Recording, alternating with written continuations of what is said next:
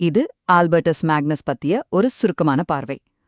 ஆல்பர்டஸ் Magnus அதாவது சுமார் 1200 1280 வரைக்கும் வாழ்ந்தவர்.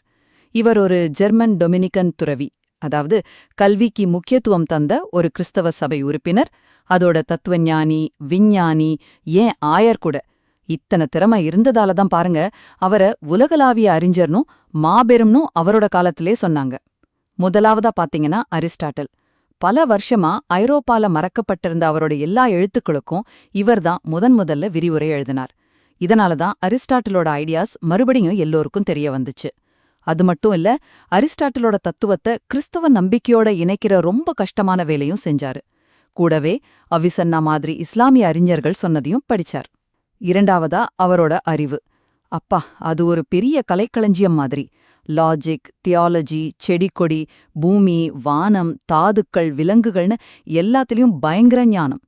ஆனா சும்மா புக்ஸ் மட்டும் படிக்கல, அவரே நேரடியா போய் செடி, விலங்கு, கல்லு எல்லாத்தையும் ஆராய்ஞ்சு சொந்த அனுபவத்தையும் வச்சுதான் சொன்னாரு. இதனாலதான் இன்னைக்கும் இயற்கை விஞ்ஞானிகளுக்கு இவரை ஒரு பாதுகாவலரா பாக்குறாங்க. கடைசியா மூணாவதா இவரோட தாக்கம் ரொம்ப பெருசு.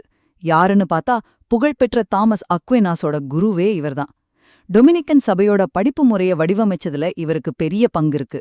அது மட்டும் இல்ல, ஒரு பிஷப்பாவும் தூதராவும், ஏன் சமாதானம் செஞ்சு வைக்கிறவராவும் கூட வேலை செஞ்சிருக்காரு. அதனாலதான் பாருங்க 1931ல இவரை புனிதர்னும் திருச்சபையின் மறைவல்லுனர்னும் அறிவிச்சாங்க. அதாவது இறையியலுக்கு ரொம்ப முக்கியமான பங்களிப்பு செஞ்சவங்களுக்கான ஒரு பெரிய கௌரவம் இது. ஆக மொத்தத்துல ஆல்பர்டஸ் மேக்னஸ்ங்கிறவரு அந்த காலத்துல, அதாவது இறைக்காலத்துல நம்பிக்கை, பகுத்தறிவு, அறிவியல் இது எல்லாத்தையும் இணைச்ச ஒரு மாபெரும் அறிஞர்னு சொல்லலாம்.